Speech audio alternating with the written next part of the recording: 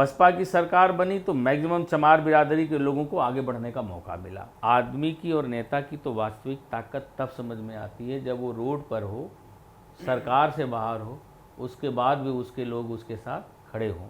आप संजय निषाद के अगर अंदर नैतिकता है तो उन्हें अभी इस्तीफा मंत्रिमंडल से दे देना चाहिए और योगी जी से कहना चाहिए कि हमारा आरक्षण लागू करिए, और नहीं करेंगे तो हम आपके खिलाफ सड़क पर उतरेंगे। नमस्कार, एक बार फिर से मैं आप सबका स्वागत करता हूं live news x digital platform पर। और जैसा कि आपको सबको पता है कि डिजिटल प्लेटफॉर्म पर हम एक गेस्ट के साथ डिस्कस करते हैं, यूपी हो या फिर बिहार या देश की कोई भी प्रांत की सियासत, हम उनके साथ डिस्कस करते हैं और आगे किस तरह की सियासत बढ़ रही है, किस ओर रुख कर रही है, हवाएं किस तरह की चल रही हैं, इन तमाम बिंदुओं पर चर्चा करने के लिए आज यूपी के बड़े लीडर, जनवादी सोशलिस्ट पार्टी के मुखिया, अगड़े गरीब हों या पिछड़े दलित अल्पसंख्यकों के लिए पिछले 2 दशक से ज्यादा सड़कों पर संघर्ष करने वाले हमारे साथ आज मौजूद हैं। डॉक्टर संजय चौहान, मैं आपका बहुत स्वागत करता हूं लाइव न्यूज एक्स के साथ जुड़ने के लिए। धन्यवाद। और लाइव न्यूज एक्स में आप जुड़े और मैं चाहता हूं कि जिस तरीके की लड़ाई, जिस तरीके की आइडियोलॉजी आप लेकर चल रहे हैं, कितनी सफलता मिल रही है और आगे की आपकी रणनीतियां क्या हैं?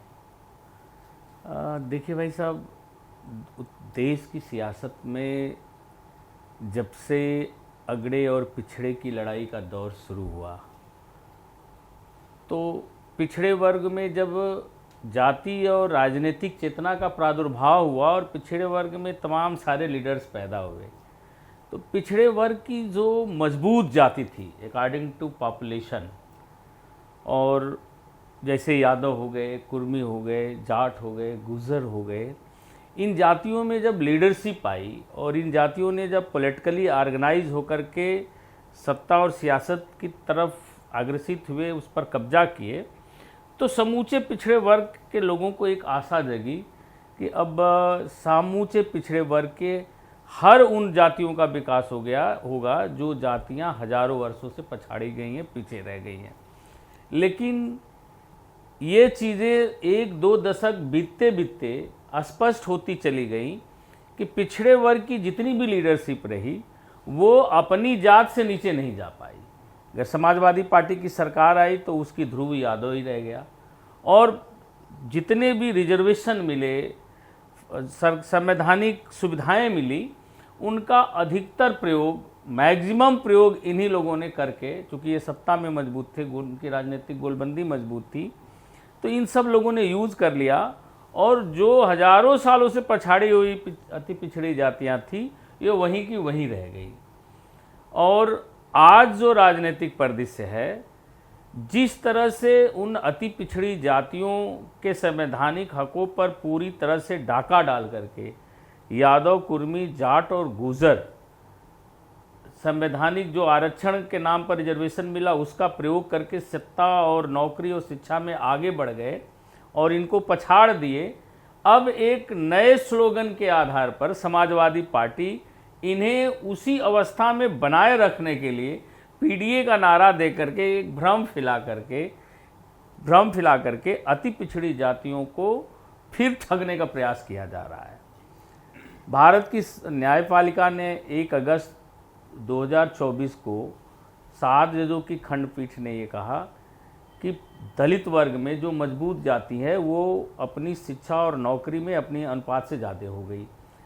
बसपा की सरकार बनी तो मैक्सिमम चमार बिरादरी के लोगों को आगे बढ़ने का मौका मिला, लेकिन दलित बिरादरी की एक बड़ी आबादी, मुसहर है, खट्टिक है, डोम है, दुसाद है, बिहार है, बरार है, तमाम ऐसी गिहार है, तमाम ऐसी जातियाँ जो आज भी 1% भी सरकारी नौकरियों में अपनी संख्या के अनुरूप नहीं है। ये जातियां उस रिजर्वेशन का फ़ायदा नहीं ले पाई और दलित रिजर्वेशन का ये स्थिति बनी कि जैसे पैतृक संपत्ति होती है, आईएएस का बेटा हो गया तो फिर उसको रिजर्वेशन का फ़ायदा मिला, वो उसका बेटा हो गया, फिर एक परिवार के दायरे में आरक्षण सिमट गया। उसी तरह से बैकवर्ड रिजर्वेशन का मामला रहा कि वो 27% का रिजर्वेशन यादव, कुर्मी, जाट और गुर्जर तक सीमित हो गया, शेष जातियों तक 2% भी नहीं गया। तो न्यायपालिका ने इस बात को गंभीरता से लिया और उसने कहा कि आरक्षण में जो बैकवर्ड का आरक्षण हो चाहे दलित का आरक्षण हो, इसका अगर वर्गीकरण नहीं होगा, इनसे अगर मजबूत जातियों को बाहर नहीं निकाला गया, तो जिस सामाजिक न्याय के नाम पर ये रिजर्वेशन लागू है, एक बड़ी संख्या में दलित और पिछड़े वर्ग की जातियां आज भी उस दायरे में नहीं आ पा रही हैं और कल भी नहीं आ पाएंगी और पछाड़ी की पछाड़ी रह जाएंगी। तो आपने देखा होगा कि जैसे ही 1 अगस्त 2024 को सुप्रीम कोर्ट ने निर्णय दिया, उस निर्णय के खिलाफ तुरंत बसपा और सपा और कांग्रेस रोड पर उतर करके सुप्रीम कोर्ट के इस निर्णय का विरोध किया कि नहीं, आरक्षण का वर्गीकरण नहीं होना चाहिए, एससी जाति में क्रिमिलेयर भी लागू नहीं होना चाहिए। मतलब एक बार जो डीएम बन गया, उसका इकोनॉमिक स्तर मजबूत हो गया, तो अब उसके बेटे को भी एससी का रिजर्वेशन मिलेगा, तो उसका स्वाभाविक है कि जो गरीब दलित है वो उस रिजर्वेशन का फायदा ले ही नहीं पाएगा।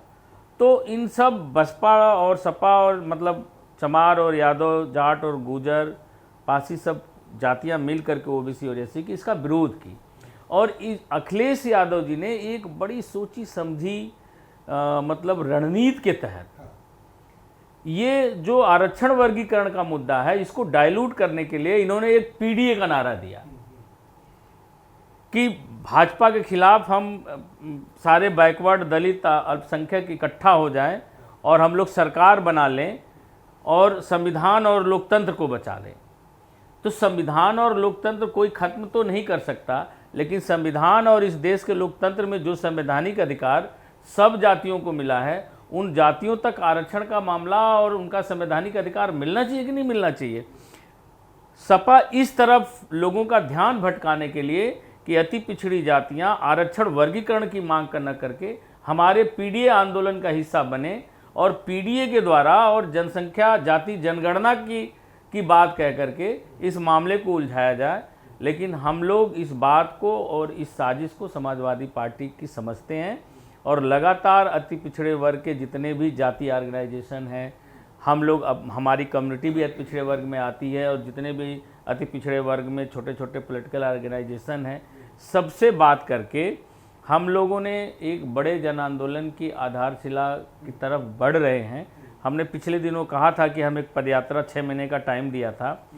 6 महीने बाद अगर उत्तर प्रदेश सरकार आरक्षण वर्गीकरण को लागू नहीं करेगी तो हम लोग एक बड़ा जन आंदोलन रूट लेवल पे करेंगे, एक पदयात्रा करेंगे। और हम चाहते थे कि इसी अप्रैल में इसको शुरू करें, लेकिन जो भी अति पिछड़े वर्ग के जातियों के प्रोविडेंट लीडर हैं उन्होंने बोला कि सर थोड़ा सा धूप है और अपनी गोलबंदी को 1-8 महीने में और मजबूत कर लेते हैं, ताकि जब सड़क पर उतरें तो अखिलेश यादव जी के पीडीए का भी कुछ पता न चले और ख़त्म हो जाए और उत्तर प्रदेश की सरकार भी मजबूर हो जाए कि इस आरक्षण वर्गीकरण की व्यवस्था को लागू कर दे, दलित वर्ग में क्रिमिलेयर को लागू करके एक आम दलित परिवार को भी शिक्षा और नौकरी में भागीदार बनने का मौका दे, इस व्यवस्था की तरफ सरकार बढ़ सके। अगला मेरा सवाल आपसे ये है कि अभी पिछले दिनों आपने देखा होगा कि तलवारें निकली, एक मुख्यमंत्री को धमकी भी दी गई, एक जाति विशेष के लोगों ने एक बड़ा, ये कहा जा सकता है कि उत्पात सा मचाया, चाहे राइफलों की बात करें, तलवारों की बात करें। सियासत में प्रदर्शन करना एक अलग विषय है, लेकिन इस तरीके का ताकत को शो ऑफ करना आप कितना बेहतर मानते हैं? क्या ये तरीका सही है? देखिए भाई साहब, ये इधर जो भी हुआ, एक खास अगड़े जाति के वर्ग के द्वारा एक दलित वर्ग के व्यक्ति के खिलाफ रोड पर उतरना, और इस समय ये जो चीज़ें सदन में बोली गई, ये सब समाजवादी पार्टी का अपना एक प्रोजेक्ट है। आप किसी के आत्मसम्मान को चोट पहुंचाएंगे तो क्या वो सड़क पर नहीं उतरेंगे? ये अलग बात है कि सड़क पर उतरने का तरीका गलत रहा, हथियार लेकर के, तलवारें लेकर के लोकतंत्र में प्रदर्शन करने की किसी को भी इजाज़त नहीं है और लोगों ने किया, ये गलत है। लेकिन किसी के इतिहास पर एक उंगली उठाना और किसी के गौरवशाली इतिहास के आधार पर किसी एक पूरी जमात को गाली देना, ये कहाँ सही है? अखिलेश यादव सोचते हैं कि हम दलितों के नेता बन जाएंगे और दलित वर्ग का एक बड़ा वोट बैंक हमें 2027 के चुनाव में मिल गया, जैसे उन्हें 2024 के चुनाव में मिल जाएगा, जैसे उन्हें 2024 के चुनाव में लोकतंत्र और संविधान बचाने के नाम पर दलित वर्ग का एक बड़ा तबका अखिलेश यादव को वोट देकर के उपलब्धि हासिल किया। अखिलेश यादव कैसे भी उन दलित वर्ग को बेवकूफ़ बना करके उसके खिलाफ कुछ लोगों को भड़का करके और यह साबित करके कि दलित वर्ग के खिलाफ भाजपा है, सवर्ण है और ये चीज़ें लोगों में प्रेषित करके दलित वर्ग को हम अपने साथ कर लेंगे। तो इस चीज़ को दलित वर्ग भी देख रहा है। दलित वर्ग अखिलेश यादव जी को वोट देकर के भी ठगा हुआ महसूस कर रहा है, जैसा उसने 2025 में दिया। और अखिलेश यादव जी चाहते हैं कि किन्हीं दो जातियों के बीच में, दो वर्गों के बीच में लड़ाई झगड़ा करा करके, अपशब्दों का बयानबाजी करा करके, एक सामाजिक और जाति तनाव पैदा करके हम 2027 में अच्छा परिणाम ले लेंगे, तो यह संभव नहीं है। अखिलेश यादव जी, हम लोग 2022 में साथ रहे, जो परिणाम आए 111 सीट जीती समाजवादी पार्टी, 2027 के चुनाव में उन्हें कौन वोट देने जा रहा है? दलित बिरादरी के लोग संविधान और लोकतंत्र बचाने का जो एक मुद्दा, जो अफवाह थी, उस चीज़ को समझ गए, वो भी नहीं वोट देने जा रहे हैं और अखिलेश यादव जी 100 भी पूरा नहीं करने जा रहे हैं। तो ये तो पूरी की पूरी सिर्फ राजनीति थी वोट बैंक की। एक खास वोट बैंक में, एक दलित वोट बैंक में मैसेज देने की हम तुम्हारे साथ खड़े हैं, लेकिन इस तरह से कोई वोट हासिल कर लेगा ये संभव नहीं है। इन दिनों मैं देख रहा हूँ कि आप काफ़ी मुखर होकर अखिलेश यादव का विरोध कर रहे हैं। 2022 के इलेक्शन में मैंने ये भी देखा है कि आप एक ही रथ के साथ, खास करके पूर्वांचल में आपने विशेष मेहनत करी थी समाजवादी पार्टी के लिए, तो ये अचानक स्थितियाँ तलाक की ओर क्यों पहुँची? भाई साहब, मुझे ऐसा लगता था कि अखिलेश यादव जी ओबीसी के लीडर हैं और मेरी पहली मुलाकात में ये बताया गया और उनके द्वारा ये कहा गया कि ओबीसी की सभी जातियों को लेकर के आगे बढ़ना चाहते हैं। अब समाजवादी पार्टी शिवपाल यादव वाली समाजवादी पार्टी नहीं है, नेताजी वाली समाजवादी पार्टी नहीं है। अखिलेश यादव बहुत प्रैक्टिकल नेता हैं और सारे पिछड़े वर्ग की गोलबंदी करना चाहते हैं और पिछड़े वर्ग की जो भी पार्टियां हैं और मजबूत जनाधार वाले लोग हैं उनको आगे भी बढ़ाना चाहते हैं। तो इस भरोसे में मैं उनके साथ खड़ा हो गया, लेकिन उनके कृत्य और उनके जो मेरे साथ व्यवहार है उसने यह साबित कर दिया कि समाजवादी पार्टी पिछड़े वर्ग में, जो अति पिछड़े वर्ग का कोई भी लीडरशिप, मजबूत जनाधार वाला अगर नेता है तो उसको समाजवादी पार्टी के लोग बर्दाश्त नहीं करेंगे। अखिलेश यादव जी बर्दाश्त नहीं करते हैं। और मैं जब उनसे हटा तो मैं पूरे उनके 7 साल रहने का अध्ययन भी तो किया और मैंने पाया कि मैं तो ईमानदारी से उनके साथ रहा, लेकिन वो मेरे साथ रहते हुए भी मेरे साथ कहीं न कहीं साजिश की गई कि मैं अगर चुनाव भी लड़ा तो मैं चुनाव नहीं जीतने दिया गया। 2022 के चुनाव में मुझे विधानसभा लड़ने नहीं दिया गया, या कह करके कि तुम्हें एमएलसी बना दिया जाएगा। और 2024 के लोकसभा के चुनाव में जब इनके पास 36 सीट थी तब मेरे साथ 1 सीट थी। मैं तो सोच भी नहीं सकता था कि मेरी घोसी की लोकसभा सीट पर किसी दूसरे को लड़ा देंगे। तो कुल मिलाकर के अखिलेश यादव जी ने खुद साबित कर दिया कि वो पीडीए की बात जरूर करते हैं, लेकिन पीडीए में जो अति पिछड़े वर्ग हैं, उन अति पिछड़े वर्ग की लीडरशिप को ये कभी बर्दाश्त नहीं करते हैं और नहीं चाहते हैं कि बैकवर्ड में यादव के अलावा कोई दूसरी पिछड़े वर्ग की जाति गोलबंद होकर के राजनीति करे। ये इनका विचार और स्वभाव है और उसी स्वभाव के तहत उन्होंने मेरे साथ इस तरह का कृत्य किया। मेरे पास बहुत मौका रहे, मैं चाहा होता तो आज भारतीय जनता पार्टी की सरकार में रहा होता। प्रयागराज 2022 के चुनाव में लोगों ने कहा, लेकिन मैंने कहा कि नहीं, कल को यही पिछड़े वर्ग के सारे नेता कहेंगे कि जब पिछड़ों की सरकार बनाने की बारी आई तो मैंने गद्दारी की और भारतीय जनता पार्टी के साथ खड़े होकर के अखिलेश जी को धोखा दिया। मैंने तो अखिलेश जी को किसी भी कदम पर मजबूत बनाने का काम किया, लेकिन उनके द्वारा हर बार मुझे कमज़ोर करने का प्रयास किया। और आज अति पिछड़ी जातियों के तमाम सारे नेता मुझसे कहते रहे कि डॉक्टर साहब आप अखिलेश जी पर भरोसा मत करिए, ये पिछड़े की दबंग जात हैं जो चाहते ही नहीं कि अति पिछड़े वर्ग की कोई जात आगे बढ़े। तो निश्चित तौर पर आपके साथ साजिशें होगी और देखिए लोगों की जो सोच थी, लोगों की जो शंकाएं थी वो सही हुई। पूर्वांचल की बात करें तो पूर्वांचल में 2 नेता ऐसे हैं जो वर्तमान में सरकार में मंत्री भी हैं और खास पिछड़े समाज से अपने आप को जुड़ते भी हैं। क्या स्थितियां उनकी देख रहे हैं और जिस तरीके से उन्हें मंत्री पद दिया गया है, लगता है कि वो बीजेपी को उतना फायदा पहुंचा पाए हैं या पहुंचा पाएंगे? देखिए, आदमी जब अपने सिद्धांत, नीतियों और दर्शनों से हट जाता है तो बहुत दिन तक वह राजनीति में मजबूत जनाधार वाला नेता नहीं रह सकता। यह सही रहा है कि 2024 के चुनाव में भारतीय जनता पार्टी ने ओम प्रकाश राजभर को सरकार में लिया, उन्हें मंत्री बनाया और उनके एक व्यक्ति को एमएलसी बना करके भरपूर सम्मान दिया। लेकिन ओम प्रकाश राजभर जिस तरह से राजभर मतलब उनका परिवार, और चले थे वो राजभर बिरादरी को एससी का दर्जा दिलाने के लिए, और राजनीति उनकी हो गई बस अपने परिवार की और अपनी राजनीति को मजबूत करने की और पैसा कमाने की। तो परिणाम क्या निकला? वो खुद अपनी जात का वोट अपने बेटे को नहीं दिला पाए। और 2024 के चुनाव में अगर राजभर इनके कहने में रहा होता तो क्या सलेमपुर से राजभर चुनाव जीत जाता समाजवादी पार्टी का? राजभर बिरादरी ने इनके कहने पर अब वोट करने की स्थिति में नहीं दिख रही है। अगर ये होता, इनके खिलाफ लोकसभा का चुनाव हो जहां सीधे टक्कर हो आमने सामने की एनडीए और इंडिया गठबंधन की, एक साधारण सी राजभर समाज की महिला खड़ी होती है और 54-55 हज़ार वोट राजभर बिरादरी का अपने पक्ष में कर लेती है, तो क्या इसे नहीं लगता कि राजभर बिरादरी में ओम प्रकाश राजभर को लेकर के कितनी गुस्सा है? आपको क्या लगता है कि राजभर के पास से राजभर की ही जमीन खिसक गई? क्या ये उदाहरण, इसके लिए ये पर्याप्त उदाहरण नहीं है कि आपका बेटा भारतीय जनता पार्टी के गठबंधन से चुनाव लड़ रहा हो और आप ही की सीट पर एक साधारण सी राजभर महिला खड़ी होकर के जहां 1 लाख वोट राजभर बिरादरी का मतलब पोल वोट हो, उसमें से 54,000 वोट वो लेकर के चली जा रही है? तो क्या ये पर्याप्त नहीं है कि आपके साथ राजभर, उसी के बगल वाली सीट से समाजवादी पार्टी से राजभर चुनाव लड़ता है और पूरा का पूरा राजभर उसको वोट दे देता है? तो आपके कंट्रोल में कितना राजभर है?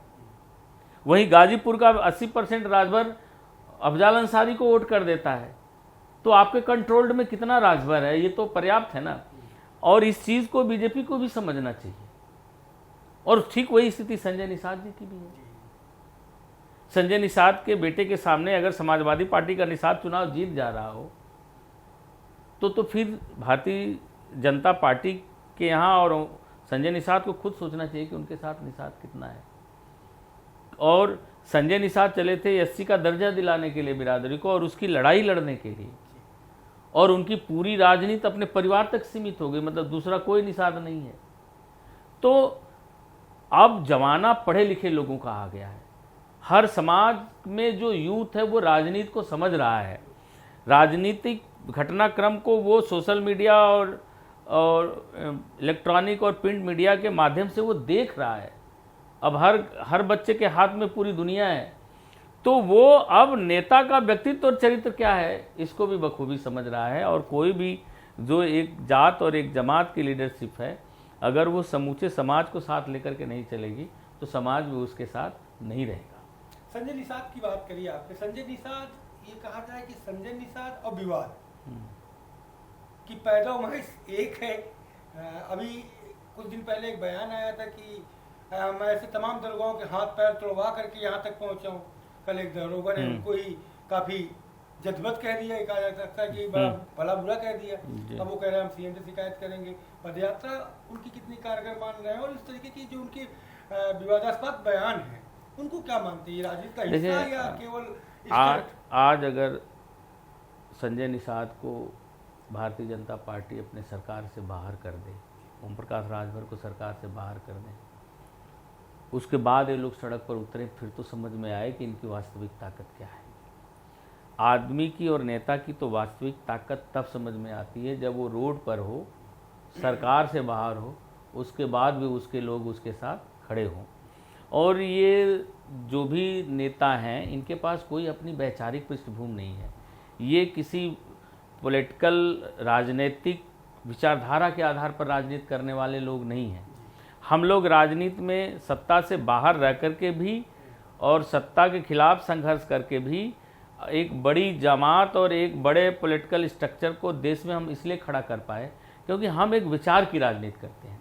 जैसे सोशलिज्म है, कम्युनिज्म है, वैसे हमारा अपना डेमोनिज्म एक राजनीतिक विचारधारा है, हमारी एक राजनीतिक सोच है, हमारी एक अपनी इकोनॉमिक सोच है, हमारी एजुकेशनल सोच है, हमारी रिलीजियस सोच है। तो हमारे विचारधारा से हमारे कार्यकर्ता पोषित हैं, इसलिए वो सरकार में रहें या न रहें, अपनी विचारधारा को आगे बढ़ाने के लिए संघर्ष करते रहेंगे। ये सारे नेताओं की अपनी कोई विचारधारा नहीं है, इनकी बस एक ही विचारधारा रही कि समाज को गोलबंद करके कुछ राजनीतिक लाभ हम कैसे ले लें और अपने को राजनीति में एक इस्टेब्लिशमेंट पालें, इसके लिए रहा। दूसरी बात यह है कि जैसा कि कल विवाद हुआ उनकी रैली के दौरान, उन्होंने कहा कि यहाँ पर हमें को जिला प्रशासन ने कोई प्रोटोकॉल नहीं दिया, किसी प्रकार की कोई मान सम्मान नहीं दिया। तो अगर उनके पास 30 है इस वर्तमान सरकार में शामिल होने के बावजूद, तो छोड़ते क्यों नहीं है? लालच कौन सा? संजय निषाद जी अगर थोड़ा सा भी नैतिक राजनीतिज्ञ होते तो भारतीय जनता पार्टी की जब पहली सरकार बनी और 2019 के लोकसभा के चुनाव में उनका बेटा गठबंधन हुआ और चुनाव लड़ा। चुनाव लड़ने के बाद ये उत्तर प्रदेश सरकार से एक ही शर्त रखते कि हमारा आरक्षण नहीं तो हम आपके साथ नहीं रहेंगे और हमको टाइम और ड्यूरेशन दे दीजिए, मुझे अपने समाज को इसका जवाब देना है। और समाज उनसे जवाब भी मांग रहा था। किसी समाज को आप कितने दिन तक बेवकूफ़ बना सकते हैं? आप सरकार में और आप ही की सरकार हो और आप निषादों के आरक्षण का नोटिफिकेशन जारी न करा पा रहे हो, तो आप क्यों सरकार में बने हुए हो और आपका समाज आपके साथ क्यों खड़ा रहेगा? भारतीय जनता पार्टी के साथ हम भी हैं, लेकिन हम भारतीय जनता पार्टी के साथ जब खड़े हुए बात किए तो मुझे कहा कि भाई साहब, हमारा पहला उद्देश्य, हमारी पार्टी की बुनियाद ही इस आंदोलन और संघर्ष पर खड़ी हुई कि हमें अति पिछड़ों का अलग आरक्षण चाहिए, जैसे बिहार में है वैसे उत्तर प्रदेश में। आने वाला 2025 का जो या 26 के की शुरुआत में जो पंचायत चुनाव होंगे, उस पंचायत के चुनाव से पहले भी इस रिजर्वेशन को आप लागू करो और पंचायती चुनाव में भी अति पिछड़ों और दलितों का आरक्षण लागू करो। और अगर नहीं करेंगे तो हम आपके खिलाफ सड़क पर उतर करके इस बात को कहेंगे और जिस दिन हम सड़क पर उतरेंगे, निश्चित तौर पर भारतीय जनता पार्टी सोचने के लिए मजबूर हो जाएगी कि अगर हम नहीं करेंगे तो हमारे पास वोट बैंक कौन सा बचेगा। हम ये भी परिस्थिति पैदा कर देंगे।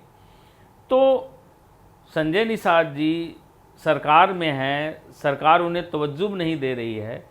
सरकार की तवज्जो और गठबंधन में इज्जत और बड़ी पार्टी मान सम्मान तो इस बात पर ही निर्भर है कि आपका समाज आपके साथ कितना खड़ा है। उनका समाज खड़ा था अपने हक और सम्मान के लिए, अपने अनुसूचित जात में, अनुसूचित जनजात में शामिल होने के आंदोलन के साथ, जिसमें कई निषादों ने अपनी कुर्बानियाँ भी दी है। आप उनकी भी कुर्बानियों को देख करके आप सत्ता के लालच में इतने पड़े हुए हैं कि छोटी सी कुर्बानी नहीं दे सकते। तो समाज भी देख रहा है। अगर आपको लगता है आप संजय निषाद के अगर अंदर नैतिकता है तो उन्हें अभी इस्तीफा मंत्रिमंडल से दे देना चाहिए और योगी जी से कहना चाहिए कि हमारा आरक्षण लागू करिए और नहीं करेंगे तो हम आपके खिलाफ सड़क पर उतरेंगे। जैसा कि आपने कहा कि हम बीजेपी के साथ में हैं, तो बीजेपी के साथ में यूपी में आने के बाद क्या सरकार में शामिल होने की आपकी गुंजाइश है कि सरकार में शामिल होंगे? और आने वाले दिनों में बिहार में एक बार फिर से विधानसभा चुनाव का बिगुल लगभग बजता गया है, तो वहाँ का क्या सिनेरियो रहने वाला है आपका? देखिए, भारतीय जनता पार्टी के प्रमुख नेता के पास हमने अपनी बात कह दिया है और 2020 के चुनाव में भी, चूँकि मुझे वहाँ पर हमारी एक बड़ी आबादी है, 11% वोट बैंक हमारा है बिहार में। भारतीय जनता पार्टी हमारे समाज के व्यक्ति को डिप्टी सीएम भी बना के रखी, लेकिन टिकट के नाम पर एक टिकट दे देती है और जिनको वो नेता बना करके रखी हैं वो नेता भी अब एक्सपायर नेता हो गए हैं। जनता में उनकी न तो कोई प्रासंगिकता है, न वो काम करने की स्थिति है और उम्र के अंतिम पड़ाव पर है और समाज की अपेक्षाएं भी उनसे कोई पूरी होती दिख नहीं रही है। तो मेरे समाज का एक बड़ा, वहाँ के एक बड़ी मास का जन दबाव है कि या तो भारतीय जनता पार्टी जनवादी पार्टी को गठबंधन में लेकर के हिस्सेदारी दे इस समाज को, नहीं तो जनवादी पार्टी अपने दम पर स्वतंत्र रूप से वहाँ पर चुनाव लड़े। और अगर मुझे यह स्थिति पैदा होती तो मेरे लिए पहले भी वहाँ पर बहुजन समाज पार्टी के साथ गठबंधन से हम चुनाव लड़े हैं और तमाम सारे दल हैं, उनका मोर्चा बना करके भी हम मजबूती से चुनाव से लड़ सकते हैं। लेकिन चुनाव तो हमें 2025 का बिहार में लड़ना है।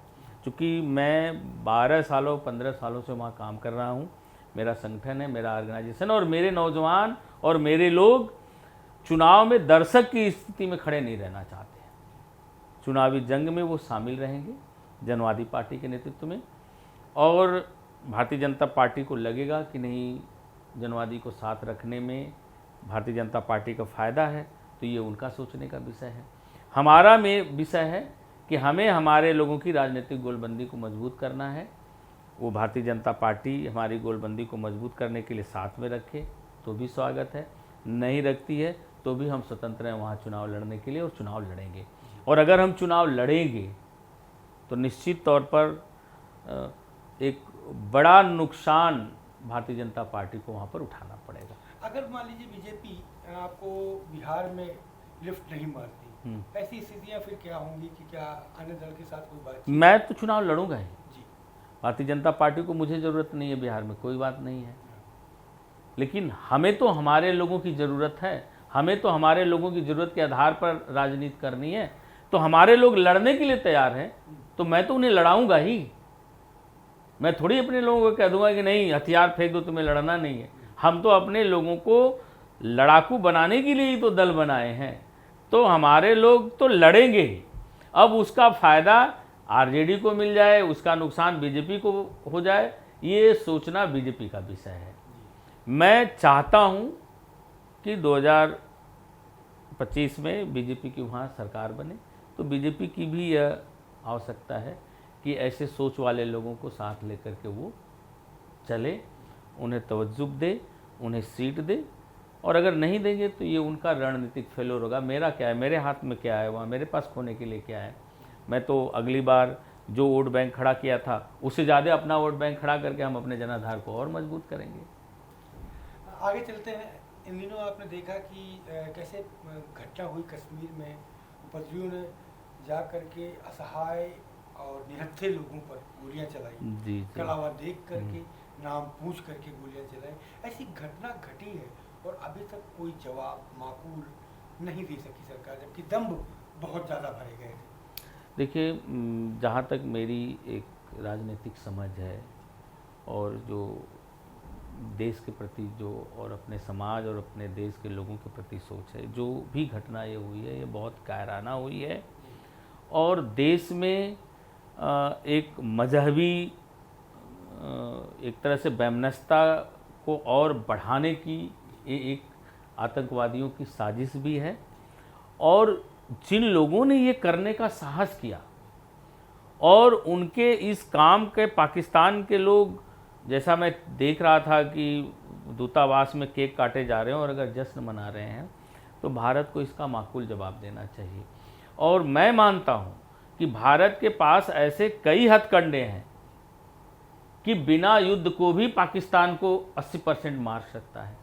और भारत की इस पहल का मैं स्वागत करता हूं कि इन्होंने सिंधु जल समझौते को ख़त्म कर दिया, और भारत अगर उन्हें पानी नहीं देगा तो पाकिस्तान की 80% कृषि सिंधु जल पर निर्धारित है और 40% रोज़गार पाकिस्तान का कृषि पर निर्भर है।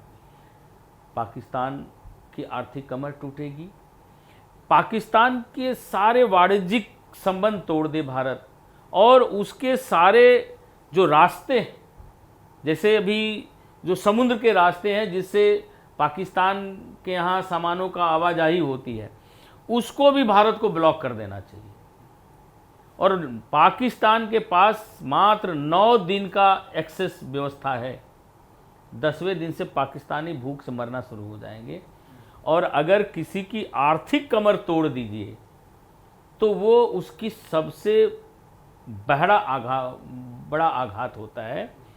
किसी मिसाइल और किसी परमाणु बम को दागने से ज़्यादा असर ये भी चीज़ करने वाली है। और मैं समझता हूँ कि भारत इसी कूटनीतिक सोच की तरफ बढ़ रहा है, और पाकिस्तान 9-10 दिन के अंदर अगर ये चीज़ें ऐसे ही चलती रहीं और भारत ने अब मैं इस तरफ ध्यान नहीं दिया कि वो उस रास्ते को ब्लॉक किया कि नहीं किया, जो समुद्र के रास्ते हैं, अगर वो सब भी ब्लॉक कर देगा तो पाकिस्तान 20 दिन भी नहीं टिक पाएगा और पाकिस्तानियों की अकल भी ठिकाने आ जाएगी और सारे आतंकवादियों को मारने में भी भारत सफल हो जाएगा।